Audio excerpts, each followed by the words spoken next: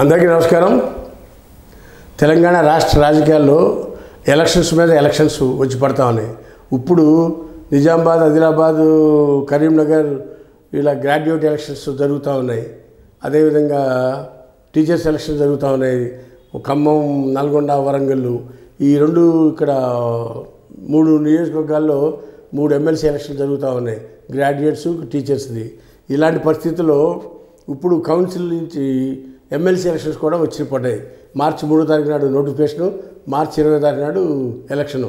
ఈ కౌన్సిల్లో, తెలంగాణ కౌన్సిల్లో ఎమ్మెల్యేల కోటా ద్వారా ఎన్నుకోబడే ఎలక్షన్ ఇది. 5 కౌన్సిల్ సభ్యులు వచ్చే అవకాశం ఉంది. ఈ 5 కూడా కాంగ్రెస్ పార్టీకి 4 రావచ్చు, 1 బీఆర్ఎస్ పార్టీకి రావచ్చు. ఒకరి మీద ఒకరు పోటీ పడుతూ ఉన్నారు కౌన్సిల్ మెంబర్షిప్ కోసం. అయితే కాంగ్రెస్లో కాకలు తీరిన వీరుడు వి హనుమంతరావు గారు ట్రై చేస్తూ ఉన్నాడు. ఆయనకి ఎమ్మెల్సీ వాళ్ళు ఇటీవల కాంగ్రెస్ హైకమాండ్ కూడా హనుమంతరావు గారికి పదవి ఇవ్వమని చెప్పి రేవంత్ రెడ్డి గారికి చెప్పడం జరిగింది. ఫస్ట్ ప్రయారిటీ ఆయన బీసీ నాయకుడు, ప్లస్ అది కాకుండా సీనియర్ కాంగ్రెస్ పార్టీ నాయకుడు. ఎవరున్నా ఎవరు లేకపోయినా కాంగ్రెస్ పార్టీ జెండా ఒంటరిగా అయినా సరే పట్టుకుని పోరాటే పట్టింపు గల నాయకుడు వి హనుమంతరావు. ఆయన గ్యారంటీగా కౌన్సిల్ ఇచ్చి అవకాశం ఉన్నప్పుడు ఆయన మంత్రిని కూడా చేసే ఆ పరిస్థితి అయితే ఉందనేది ఈ సందర్భంగా తెలియపరుస్తాం. వి హనుమంతరావు గారు ఫస్ట్ ప్రయారిటీలో ఉంటారు. రెండోది జీవన్ రెడ్డి గారు ఇటీవలగా నిజామాబాద్, మెదక్, కరీంనగర్ గ్రాడ్యుయేట్ ఎలక్షన్లో గతంలో బీఆర్ఎస్ పార్టీ అధికారంలో ఉన్నప్పుడు పోటీ చేసి కాంగ్రెస్ తరఫున విజయం సాధించిన వ్యక్తి 2019లో జరిగినప్పుడు.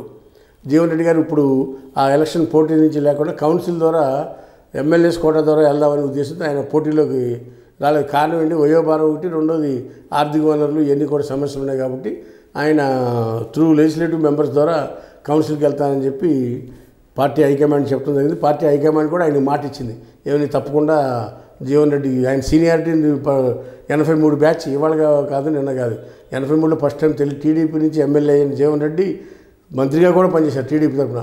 తర్వాత కాంగ్రెస్లో కూడా మంత్రిగా పనిచేశారు. అంత సీనియర్ పొలిటీషియన్. కరీంనగర్ జిల్లాలో, తెలంగాణలో, ఆంధ్రప్రదేశ్, ఉమ్మడి ఆంధ్రప్రదేశ్లో కూడా నోటెడ్ లీడర్. వ్యక్తిత్వంలో కానీ, నిజాయితీలో కానీ, ప్రజాసేవ చేయడంలో ముందుండే వ్యక్తి జీవన్ రెడ్డి గారు. ఆయనకు కూడా సీటు కన్ఫర్మ్ అయినట్టు హైకమాండ్ నుంచి కూడా తెలుస్తూ ఉంది. ఇకపోతే 3 అద్దంకి దయాకర్. ఈయన ఎస్సీ సామాజిక వర్గానికి చెందిన వ్యక్తి, మంచి స్పోక్ పర్సను. పార్టీ కష్టకాలంలో ఉన్న 14 నుంచి 23 వరకు కూడా ఆయన పోరాటం చేస్తున్నాడు కాంగ్రెస్ పార్టీ తరఫున. కాంగ్రెస్ విధి విధానాలని చెప్పడంలో కానీ, కాంగ్రెస్ తరఫున వాదనలో కానీ, టీవీ డిబేట్లో కానీ, లేదా పత్రికా ప్రెస్ మీట్లో కానీ, ప్రజావేదికలో కానీ కాంగ్రెస్ వాదిగా కాంగ్రెస్ వాయిస్ను వినిపించేందుకు తెలంగాణలో ఉన్న అతి కొద్ది మంది స్పోక్ పర్సన్లో అద్దంకి దయాకర్ కూడా ప్రథమ ప్లేస్లో ఉంటాడని ఈ సందర్భంగా తెలియపరుస్తూ ఉన్నాం. ఆయనకు కూడా ఫస్ట్ ప్రయారిటీలో ఈ కౌన్సిల్లో వచ్చిన ఎలక్షన్లో లెజిస్లేటివ్ మెంబర్స్ ద్వారా ఎలక్టెడ్ అయ్యేదంటూ అద్దంకి దయాకర్ని కూడా ఎమ్మెల్సీగా చేస్తామని చెప్పి ఆల్రెడీ రేవంత్ రెడ్డి గారు పీసీసీ కానీ ఏఐసీసీ కూడా మాట ఇచ్చింది. కాబట్టి ఆయనకు కూడా అవకాశం ఉంది. ఇకపోతే కాంగ్రెస్ పార్టీలో ఓడిపోయిన ఎమ్మెల్యేలుగా పోటీ చేసి ఓడిపోయిన వాళ్ళకి ఇవ్వద్దు అని గతంలో కాంగ్రెస్ హైకమాండ్ తెలియవచ్చింది.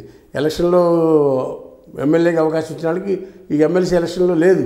ఎందుకంటే ఒకసారి ప్రజాక్షేత్రం అవకాశం ఇచ్చాం కాబట్టి వాళ్ళకి లేదు. అయినా సరే కొన్ని ప్రత్యేక కోటాలో మైనార్టీస్ తరఫున ఎవరూ లేరు కాబట్టి ఫిరోజ్ ఖాన్ పేరు ఒకటి వినపడతా ఉంది మనకి. నాంపల్లి నుంచి గతంలో 2-3 సార్లు 14, 19, 23లో కూడా పోటీ చేసి ఓడిపోయినా కాంగ్రెస్ వాయిస్ని ఓల్డ్ సిటీలో ఎంఐఎం తట్టుకుని వినిపిస్తూ ఉంది ఫిరోజ్ ఖాన్. ఆయన పేరు కూడా వినపడతా ఉంది. అలా కాని పక్షంలో షబ్బీర్ అలీ, సీనియర్ కాంగ్రెస్ లీడర్, 89లో ఫస్ట్ టైం ఎమ్మెల్యే అయ్యాడు. కాంగ్రెస్ గవర్నమెంట్ ఉన్న 10 సారి కూడా ఆయన మంత్రిగా పనిచేస్తున్నాడు. 2009 నుంచి 2014 వరకు ఆయన ఓడిపోవటం వలన అప్పుడు మంత్రిగా చేయలేకపోయారు తప్పితే మిగిలిన 2 సందర్భాల్లోనూ కాంగ్రెస్ అధికారంలో ఉన్నప్పుడు షబ్బీర్ అలీ మంత్రిగా చేశారు. ఆయన నిజామాబాద్ నుంచి వెళ్ళి, కామారెడ్డి నుంచి వెళ్ళి నిజామాబాద్లో మొన్న 23 జరిగిన ఎన్నికల్లో కాంగ్రెస్ పార్టీ తరఫున పోటీ చేసి ఓటమి పాలయ్యారు. దానికి నిజామాబాద్ ఎక్కువ మంది ముస్లిమ్స్ మైనార్టీ సోదరులు ఎక్కువ మంది ఉన్నారు. అందుకని అక్కడ నిజామాబాద్ అర్బన్ సీట్ ఇచ్చారు. అయినా కానీ ఫలితం రాలేదు, ఓటమి పాలయ్యారు. ఆయన కూడా అడుగుతున్నారు కావాలని. మైనార్టీస్కి ఇస్తే వీళ్ళిద్దరు పేర్లు తీసుకుంటారు. ఎస్సీ ఇస్తే అద్దంకి దయాకర్, బీసీ ఇస్తే హనుమంతరావు, ఓసీలో జీవన్ రెడ్డి. ఈ 4 పేర్లు వినపడతా ఉన్నాయి. 5 సీట్లలో 4 కాంగ్రెస్ పార్టీకి వస్తాయి. 5వ సీటు బీఆర్ఎస్కి వస్తుంది. బీఆర్ఎస్లో ఆర్ఎస్ ప్రవీణ్ కుమార్ పేరు వినపడతా ఉంది. ఈయన ఐపీఎస్ ఉద్యోగానికి రాజీనామా చేసి తెలంగాణలో ఈ గురుకుల పాఠశాలల మీద ఎక్కువ కాలం పనిచేసిన ఘనత కూడా ఆయనకే దక్కుద్ది. కమిషనర్గా ఆయన ఎక్కువ మంది గురుకుల పాఠశాలలు బాగు కోసం, పిల్లల చదువుల కోసం బాగా కష్టపడ్డ వ్యక్తిగా ఆయనకి పేరు ఉంది. అలాంటి ఆయన ఉద్యోగానికి రాజీనామా చేసి బహుజన సమాజ్ పార్టీలో చేరి తెలంగాణ స్టేట్ చీఫ్గా మన ఎలక్షన్లో ఒక్క సీటు కూడా గెలవలేదు. ఆయన కూడా ఓడిపోయారు.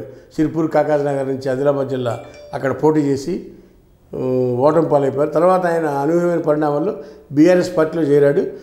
అయితే బీఆర్ఎస్ పార్టీలో యాక్టివ్గా ఉండే లీడర్లో హరీష్, కేటీఆర్, కవిత తర్వాత ఈ ప్రవీణ్ కుమార్ బాగా యాక్టివ్గా ఉన్నారు. ఆయనకి చట్టసభలో పంపిస్తే బీఆర్ఎస్ వాయిస్ని వినిపిస్తాడని ప్రవీణ్ కుమార్ పేరు అయితే వినపడతా ఉంది బీఆర్ఎస్ పార్టీ తరఫున కూడా. ఈ విధంగా 5గురు కూడా వచ్చే అవకాశాలు ఉన్నాయని చెప్పి తెలంగాణ రాష్ట్రం నుంచి మనకు అందుతున్న సమాచారం. వేచి చూద్దాం. రాజకీయాల్లో కొన్ని అటు ఇటు అవ్వచ్చు, కొంతమంది మనం చెప్పిన పేర్లో ఏమైనా 1, 2 అటు ఇటు అవ్వచ్చు. మెజారిటీ వీళ్ళ పేర్లు వినపడుతూ ఉన్నాయి. మనకు అందుతున్న సమాచారం ప్రకారం రాబోయే రోజుల్లో ఈ 5గురిలో ఎమ్మెల్సీలు అవుతారని మనం ఆశిద్దాం. హాయ్ ఫ్రెండ్స్, మా ఫ్యూచర్ టుడే ఛానల్ చూస్తున్నందుకు చాలా థ్యాంక్స్. మరిన్ని లేటెస్ట్ వీడియోస్ కోసం వెంటనే సబ్స్క్రైబ్ చేయండి. అలాగే ఈ బెల్ని కూడా రింగ్ చేసేయండి. మా లేటెస్ట్ వీడియోస్ నోటిఫికేషన్స్ అన్నీ మీ మొబైల్లో వస్తాయి. మా వీడియోస్ మీకు నచ్చితే లైక్ చేయండి, షేర్ చేయండి. నచ్చకపోతే కామెంట్ చేయండి.